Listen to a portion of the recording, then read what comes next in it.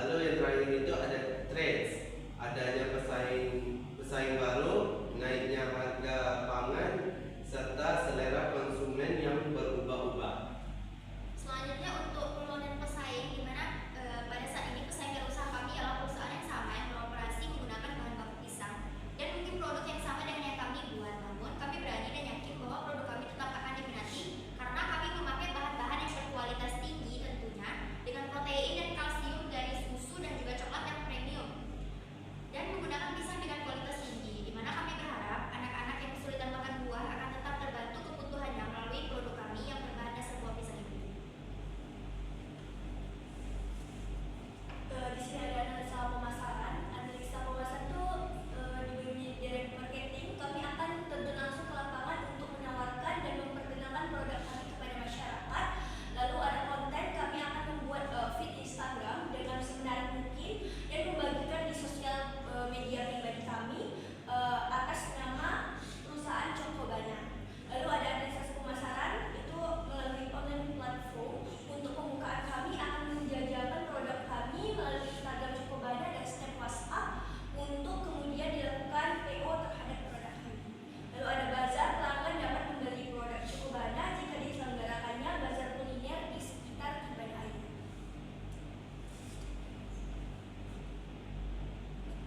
Di sini ada profil perusahaan atau struktur organisasi, di mana saya Febriani sebagai ketua dan kepala operasional, dan di sini ada Aisyah sebagai kepala produksi, dan ada Welly sebagai kepala keuangan, dan ada Dimas sebagai kepala operasional. Ini bisa dilihat saja, kami mempunyai ketua pimpinan perusahaan, kepala keuangan, kepala produksi, kepala operasional, dan sosial media. Untuk strukturnya bisa dilihat. Next, itu ada analisis SDM.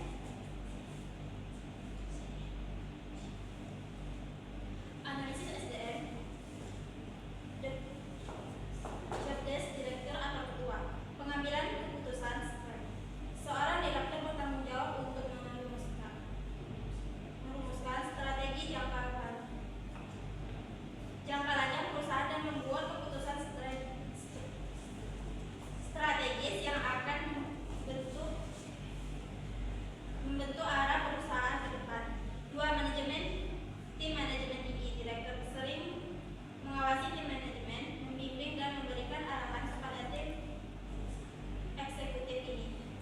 3. Pengawasan fungsional. 4. Komunikasi dengan pemangku kepentingan. 5. Pemantauan kebutuhan dan etika. 6. Membangun budaya dan perusahaan. 7. Evaluasi kinerja. 8. Pengembangan bisnis dan inovasi. 9. Kepemimpinan dan pengembangan karyawan. Lalu berikutnya ada job desk sebagai kepala keuangan. Yang pertama itu ada manajemen keuangan, ada perencanaan dan analisis keuangan. Berikutnya pelaporan dan kepatuhan, pengelolaan risiko keuangan, manajemen dana dan investasi, pengembangan strategi keuangan. Oke Dimas, selanjutnya itu ada job desk kepala produksi. Itu ada perencanaan dan pengelolaan produksi, optimisasi proses produksi, pengawasan kualitas, manajemen persediaan, dan pengembangan inovasi produk. Next. Di sini ada job desk sosial media, ada strategi sosial media, pengelolaan konten, jadwal posting, dan ada interaksi dengan pengguna. Di sini ada analisa produk. Cokobana sangat cocok dijadikan sebagai cemilan di kala santai dan sangat digemari oleh semua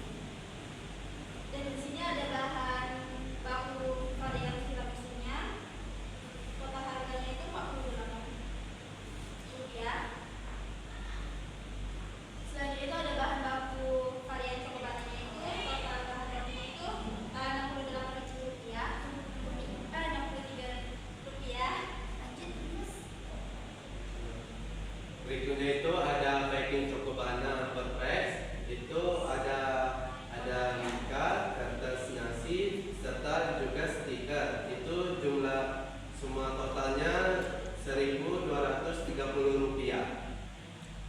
Berikut merupakan daftar peralatan yang dibutuhkan, ada kaca listrik, kain spoon, bowl, spatula, parutan keju, dan juga seringnya. Nah, untuk sumber dananya sendiri kami berasal dari Mora sendiri, di mana kami masing-masing member kami akan menyumbangkan Rp1 juta. Jadi total sumber dana kami sebesar Rp4 juta.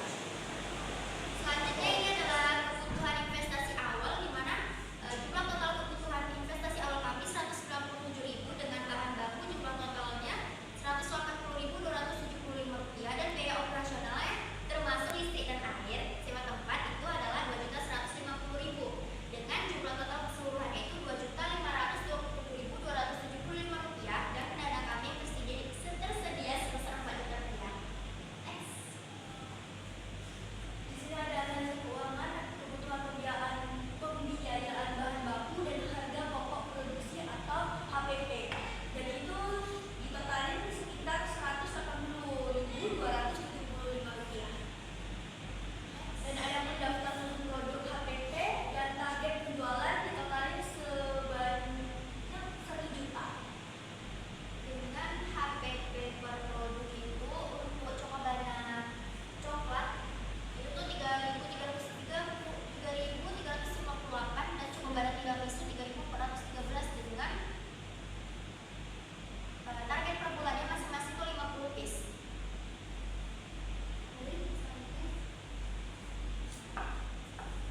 Analisis keuangan, penyusunan dan aliran kas masuk.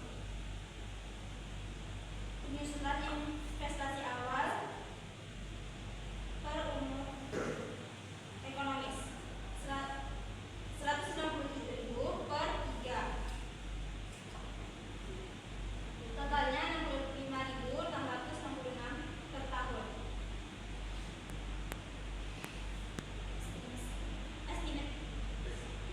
Estimasi laporan laba atau rugi, pendapatan estimasi 80% produk habis.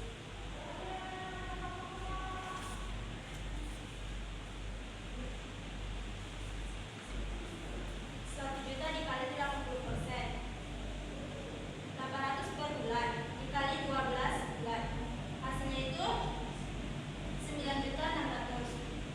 Biaya yang keluar, total biaya yang keluar itu 340.550 dikali 12, jumlahnya itu Rp4.86.600 ditambah dengan 65.666, totalnya itu Rp4.086.666. Jadi total laba ruginya itu Rp5.513.335. Aliran kas masuk bersihnya itu atau laba plus penyusutannya itu totalnya itu Rp5.513.400. Oke, next, Dimas. Nah, di sini nih proyeksi penjualan selama 3 tahun yang kami buat Cokobana. Dari tahun 2024 itu proyeksi penjualannya itu hanya 10%. Di tahun 2025 itu sekitar 20%. Sedangkan yang 2026 ini itu sebanyak 30%. Jadi kami setiap tahun itu menargetkan 10% kenaikan. Next, untuk payback period di sini PP-nya dengan rumus nilai investasi per arus kas kali 1 dengan hasilnya 7,25. Jadi kami akan mendapatkan balik modal setelah 7 tahun 3 bulan.